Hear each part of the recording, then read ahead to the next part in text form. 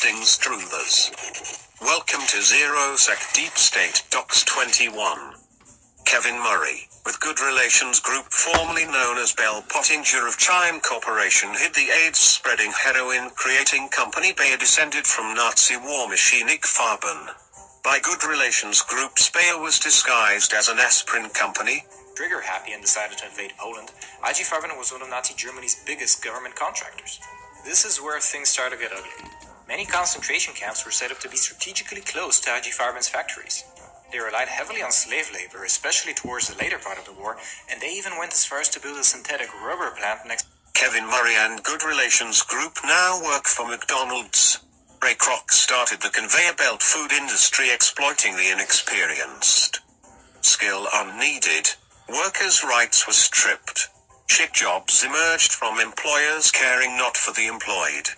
Hard work and efficiency that Ray Kroc originally installed into the first McDonald's. With over 30,000 restaurants in over 120 countries, Kroc has truly changed how people eat today. McDonald's started industrialized junk food. Kroc lobbied Nixon for minimum wage reduction. It's not a certain dollar amount that McDonald's protested, since in every country, even Vietnam where wages now are 52 cents an hour, McDonald's hits the minimum and below. What do we want? 10 pounds an hour! When do we want it? Now! What do we want? In 1971, greenwashing a nuclear armament spun off as the Nuclear Decommissioning Authority after poisoning the Irish Sea. Kevin Murray would later use the NDA in a bait-and-switch move. Well, get back to this. McDonald's wage protests go back to the 1970s in cities like San Francisco. In the 70s, a hippie father generation split while feminists joined the workforce. McDonald's lobbied and advertised to paint themselves as acceptable family meal replacement. So they marketed to children, over a decade before Reagan legalized the practice for Hasbro. He did it! Yeah! If you want something to smile about, just say cheeseburger at McDonald's. In McDonald's land, McDonald's. In McDonald's land, McDonald's. Among McDonald's lobbyists are Miller and Chevalier, specializing in vindicating the last 30 years Foreign Corrupt Practices Act violations, aka bribing foreign officials. Bribing U.S. officials is not illegal but called free speech. McDonald's lobbyists Menat Phelps and Phillips' influential string-pulling bribery was so well received, dead members get eulogized in congressional minutes. Its passing is properly memorialized. Thank you. Members, before we go to others, are there any others who wish to speak with reference to the passing of Ambassador Menat? Senator Wright. I think I would concur with everything that Senator De Leon said. I don't know if it's fortunate enough or old enough or both to have been a friend of Chuck Menat's. Brownstein hired Farber Schreck lobbied McDonald's minimum wage restrictions on teens to bring about American child exploitation. Kevin Murray's lobbying Good Relation Group is the most dangerous incarnation of human rights catastrophe Bell Pottinger in the previous Deep State docs. Part of effective lobbying includes buying government officials to buy government officials. That there are many different ways that you can do that. You can do it through campaign donations. And another way you can do it is by offering jobs to staff members or to congressmen after they leave office. McDonald's destroys communities globally. In 1985, militant Mexicans tried to stop the McDonald's invasion. Meanwhile, Kevin Murray finished spinning bullshit tabloid star yarns of and started lying for the elite with Bayer and the UK nuclear industry. In 1988, the Danes boycotted McDonald's for 8 months and ended up with what equates to $21 an hour. Kevin Murray took over PR. That would prove the last effective protest. In the 90s, McDonald's squashed union efforts in Russia, Canada, and Indonesia. McDonald's backer State Street passed legislation allowing computer algorithms to affect the market, by which they have violated market rules considerably.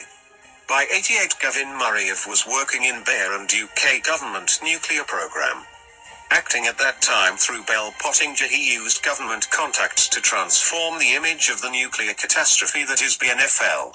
But it was with the British Airways project in '96 that defined him. He was unable to hide British Airways employee prejudice, and from that point on he decided he would never fail in burying corporate stench again.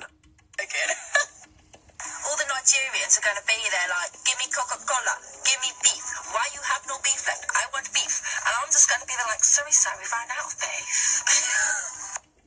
All the Nigerians, they're all going to be there asking for upgrades because they haven't got enough leg room because all their BBCs are in their way. Big like that, swinging from side to side. McDonald's is a real estate machine. Except for the pockets of indigenous, the US has little land-born culture. But for the rest of the world, the crushing mini-malls and McDonald's centerpieces are seen as great imperialistic destruction. United States. And so many times I went to United States since 2 years, and a lot of farmers agree with us, and consumers and citizens from United States. So this is a global fight from people from all over the world. And those protests have been steamrolled globally. And Harry? They don't call it a quarter pounder with cheese? Oh man, they got the metric system. They wouldn't know what the fuck a quarter pounder is. And what do they call it? They call it Royale with cheese. Royale with cheese. That's right. What do they call a Big Mac? Big Mac's a Big Mac, but they call it Le Big Mac. Le Big Mac. Back to Kevin Murray. For Chime Communications, Bell Pottinger as PR for British Nuclear Fuels, he transformed them to the Nuclear Decommissioning Authority with an endless government slush fund. BNFL continued its reckless nuclear activity, but with the government's invisibility cloak. Happy Meal toys were made with Chinese children imprisoned with 16-hour working days. In 2000, protests began, but it was 5 years before Chinese unions were allowed to form. By then, McDonald's shifted their toy operation to lesser-seen exploited Vietnamese. And the Chinese unions are no security. This independent union in Tiananmen Square, I promised to people I am the spokesperson of this organization. I'm responsible. If the police is running after me, I will not run away. I'm ready to go to prison if needed, even ready to be executed. About 2 weeks after that, Nestle's child slavery was also whitewashed by Kevin Murray's Good Relations Group. Seen in the Ivory Coast, children hack at pods of cocoa for the chocolate companies. Bell Pottinger of Chime Communication, which became Good Relations Group, created internet counter media to discredit negative press for sponsoring companies. Advertising for McDonald's takes a certain disconnect. How do you do it? What's your secret? And Kobe, of whom some think dodged rape prosecution with his skill at basketball. Hey, if we win, we get to go to McDonald's. So don't lie. Directing the State Street Company backing McDonald's, Dame Amelia Fawcett, friend of Kevin Murray's, calls to older days of British imperialism, attracting title commander from Her Majesty the Queen. Animal cruelty of #1 chicken processor KFC is known. But McDonald's also mutilates and boils alive chickens and hits a close second. Yum Corporation. Farmers contract to grow chicken for us. There are currently no chickens on the farm. TNM Farm did not immediately respond to the footage. For Newsbeat Social, I'm Christelle Kumwe. Yum Corporation's #1 animal cruelty chicken torture is also backed by Kevin Murray's Good Relations Group.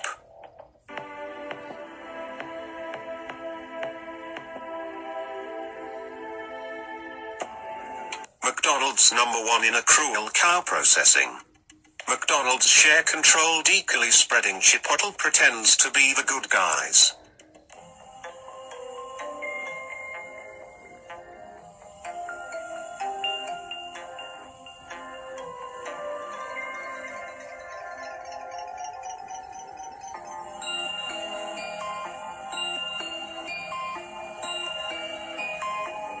Come with me and you'll be in a world of pure imagination. Take a look and you'll see into your imagination. The rainforest is destroyed for gassy methane ozone-eating cows.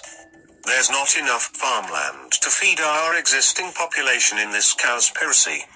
The leading destruction of the environment is actually not fossil fuels. It's actually raising animals for food, where it's across the board, not only leading cause or a leading cause of climate change, it's also the leading cause of water pollution, water consumption, ocean dead zones, rainforest destruction, land use. The list goes on and on and on, all for just one single topic, which is raising animals for food. Good Relations Group covers for Unilever that makes Dove, Palmolive, Suave, and Axe. Their animal experimentation looks less like an efficient Nazi genocide machine and a bit more like torture for its own sake, like enhanced interrogations. State Street Corporation, directed by Dame Amelia Fawcett, has always been a heavy investor in McDonald's, helping them take the world. She also, as Morgan Stanley vice president and COO, ran shady investment schemes.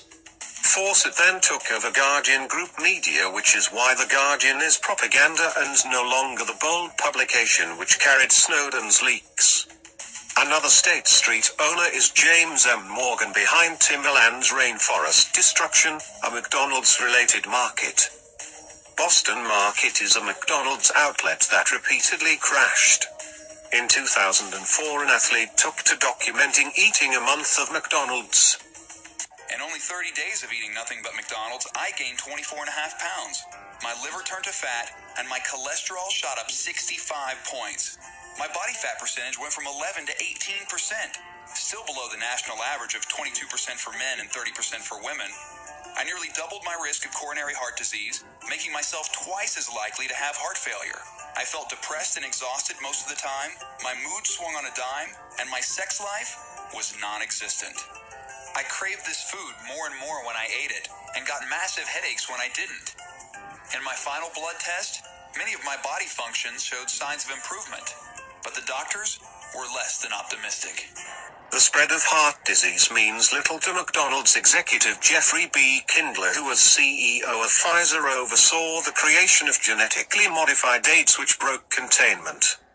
Concurrently, the NFL's makeover into the Nuclear Decommissioning Authority meant they could bleed taxpayers 3 times their waste costs from destroyed plants like Magnox, allowing for considerable embezzlement inside nuclear projects. Running under the name Bell Pottinger, Gavin Murray ran surveillance to control government figures in oversight positions to the Nuclear Decommissioning Authority. By April 2005, BNFL's officially transferred UK assets to the Nuclear Decommissioning Authority. The NDA's new senior executives were the old nuclear industry senior figures, including BNFL. After busting the slave farm industry of Yum Corporation in 2005, Immokalee workers turned attention to McDonald's, guilty of the same crimes. But with PR and lobbying, McDonald's farmer exploitation was buried. Already backing McDonald's and KFC's animal cruelty, the Good Relations Group covered up animal cruelty practices for the Meat and Livestock Commission. By 2008, Good Relations Group was so entrenched in parliamentary procedure they basically scripted the parliamentary conversations on the nuclear programs of the rebranded British nuclear fuels known as the Nuclear Decommissioning Authority. The ironically named Nuclear Decommissioning Authority took to actively promoting a new generation of nuclear power plant. These nuclear slumlords run dilapidating reactors, costing taxpayers and destroying the environment. The NDA is part of Sellafield, the worst nuclear slum in Europe. McDonald's backing State Street Company in 2009 was found committing currency fraud. Dame Amelia Fawcett conducting State Street in fraud and McDonald's investments is a Sullivan and Cromwell lawyer in court for the dreaded Council on Foreign Relation, known before the 1900s as the Society of the Elite. There does exist, and has existed for a generation, an international Anglophile network which operates, to some extent in the way our the radical right believes the communist act. In fact, This network, which we may identify as the Round Table Groups, comparable to the CFR in the USA, has no aversion to cooperating with the Communists, or any other groups, and frequently does so. I was permitted for 2 years, in the early 1960s, to examine its papers and secret records. The Invisible Government, a tangled skein of organizations centered on the Council on Foreign Relations. Fuckery is nothing to McDonald's executives like Midas CEO Alan Feldman sued by California State for bait and switch.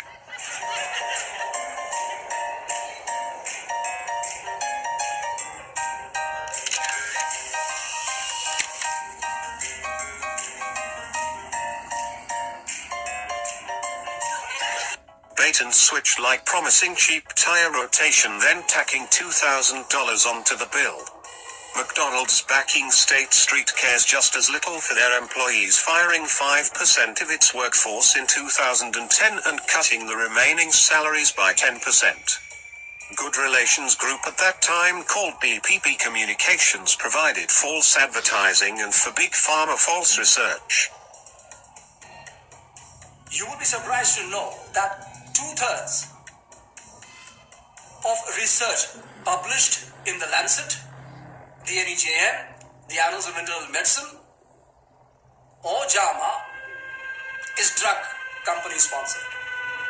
Good Relations Group then took to hiding tax evasion for Vodafone. Okay, so this looks like the limit of the presence here. On the letterbox, there are 1, 2, 3, 4, 5, 6, 7, 8. There are 24 companies. One of them is Cheshunt Overseas LLP, Zug branch. The McDonald's backing State Street company also screwed employees, making it mandatory since March 2011 to work over 40 hours. In 2012, McDonald's backing State Street corporatists chair and CEO Jay Hooley were shouted down by protesters for outsourcing. Shortly thereafter, American rallies caught fire from Fast Food Forward. I'm tired of being a slave to this minimum wage, and they say $7.25 is our living wage. I'ma let you know right now that I'm more of age. I need real money, not allowance, okay? So, please come and just rock with me, and make sure that you all come to the top with me. I'm tired of serving so many burgers and all of these fries, and then when I ask for my raise, I'm always denied. Meanwhile, it was found that McDonald's backing State Street company was behind many of the quasi-junk bond market of mortgage-backed securities that led to the financial crash of 2008. Since 2013, strikes have erupted across America again. Goodman, this week, a national strike for a living wage and the right to unionize in the fast food and retail sectors has spread across 7 cities. Hundreds of workers have walked off the job yesterday in Milwaukee, before that in Chicago and St. Louis and Kansas City, Detroit, Flint, Michigan, as well as here in New York State. The fight for $15 an hour. Workers across the country staging day-long protests calling for a higher minimum wage. And this time, it's more than a food fight. It's fast food employees along with home care, airport, other low-wage workers. Shirking payment, McDonald's charged their workers for the luxury of minimum wage. You see, this is a classic example of monopoly, basically.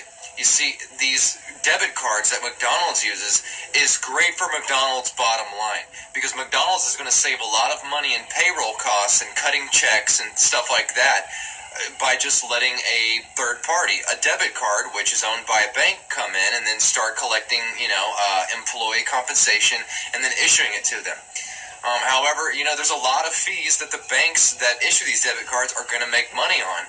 And not giving employees a choice is just wrong, because you're basically stealing from employees that are already making only minimum wage. So now they're going to be making less than minimum wage after this. The majority of McDonald's employees are on food stamps and Medicaid, subsidized by taxpayers for the bloated rich executives and board. For this, they suggest getting food stamps and Medicaid, government-provided benefits. Listen to wage slavery means nothing to McDonald's board director Richard H. Lenny, who has been the CEO of Hershey, overseeing their child slavery operations.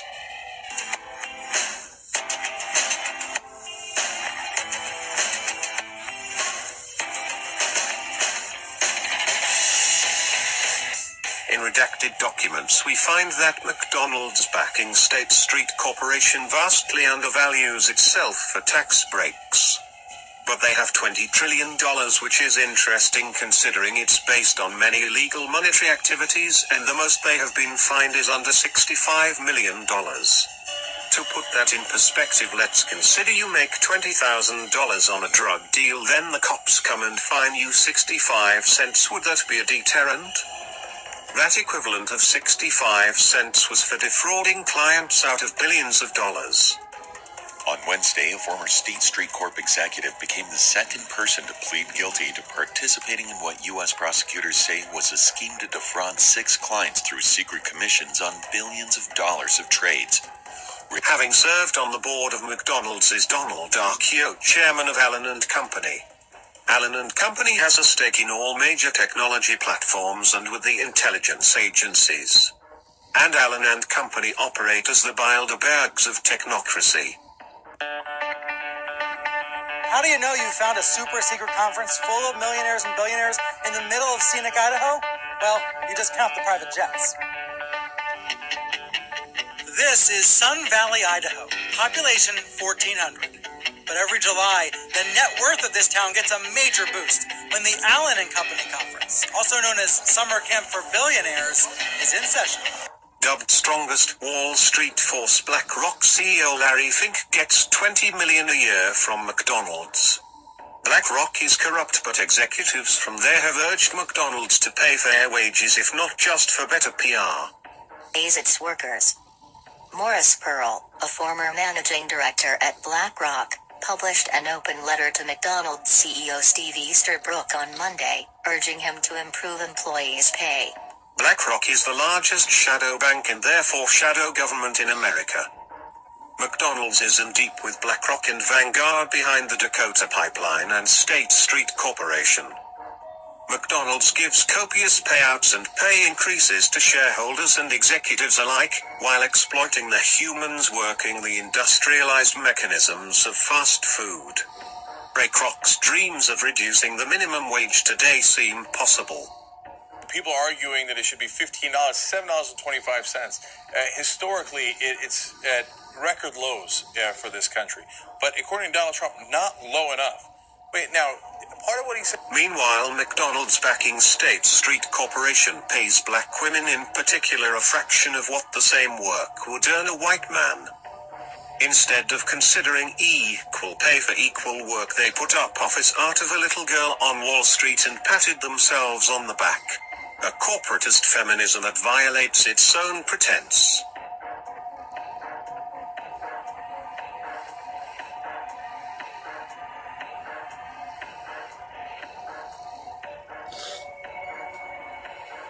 The industrialization of humans and animals for elite detached sociopaths have to be recognized and stopped.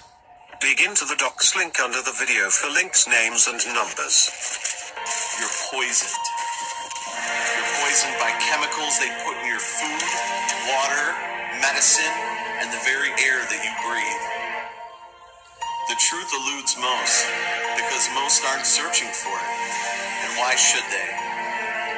After the first few years of existence, we're already told what our world is, what it looks like, how it was made, and how it works. And why ask who we are? We're told that we're all evolved monkeys on a spinning ball, hurtling through infinite space at hundreds of thousands of miles per hour.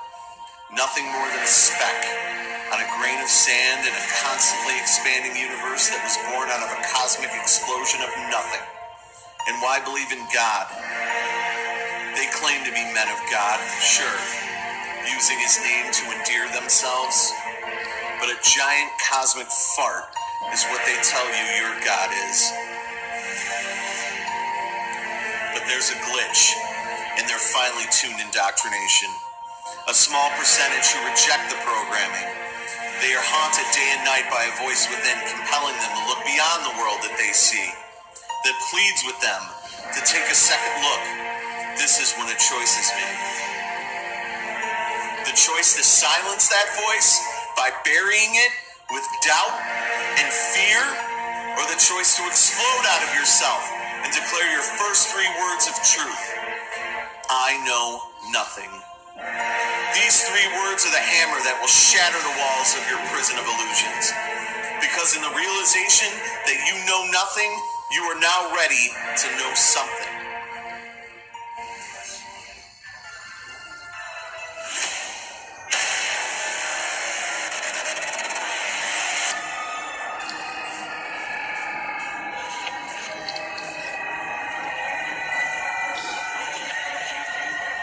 You are the resistance.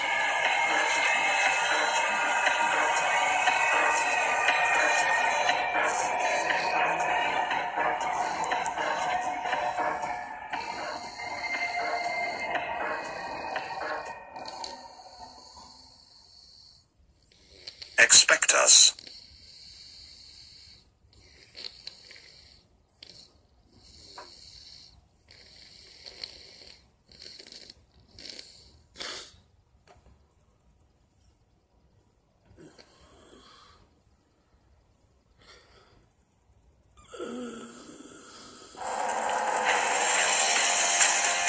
I'm just asking to see more. We have something to show you. I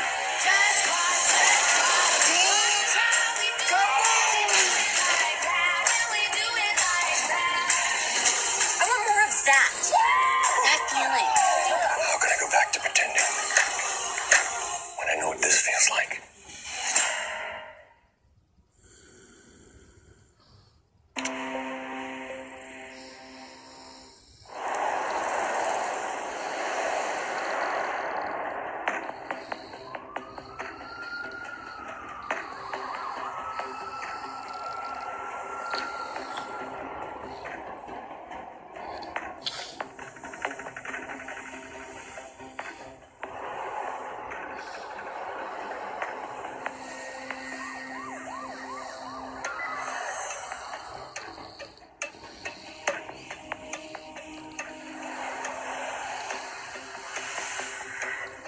I sum it up. Fear can be a misleading emotion. What appears frightening on the surface isn't always so when you draw closer. We're often scared of the things we're conditioned to be. People behind masks, dark, unknown places. Be careful, only the container and myself should be in the frame. On the face of it, the assignment wasn't all that complicated. Put together 1,500 words about the Darknet.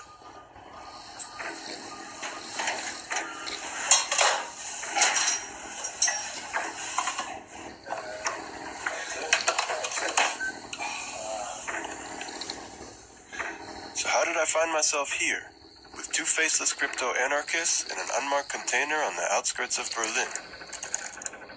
No, you're not filming my fingers. Never, ever. No? No. Okay. One of the things that I'm relatively interested in right now is to build a device that implements the secure voice communication standard of the US military, but make it available for everybody. So it would allow you to plug in a little device, encrypt your voice over normal telephone lines. Who would this chip help in the end? Terrorists flying under the radar? Or revolutionaries under dictatorial regimes? When I grew up, I read 1984, and it was like, in one way he was a visionary, but in other ways he was very optimistic because he couldn't foresee the technological developments we are having. So from a technology perspective, it's much worse already. And that leads to a society which is a total surveillance state. 1984. I was born in 1984. Yup, that's me right there.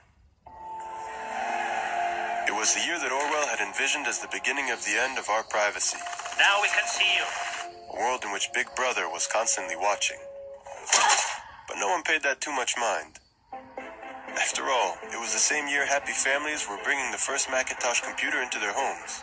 Hello, I am Macintosh. A decade later, my generation would already be firmly planted in front of a screen. We installed the internet on our computer just a short time ago, and I haven't been able to get the kids off it ever since.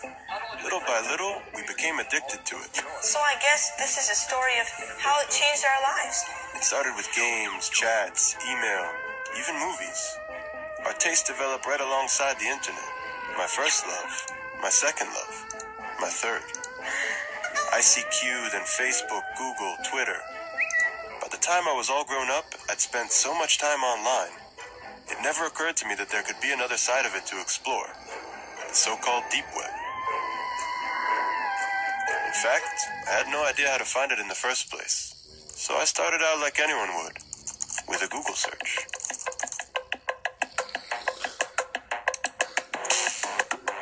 What lurks beneath the surface of the internet? The deep web.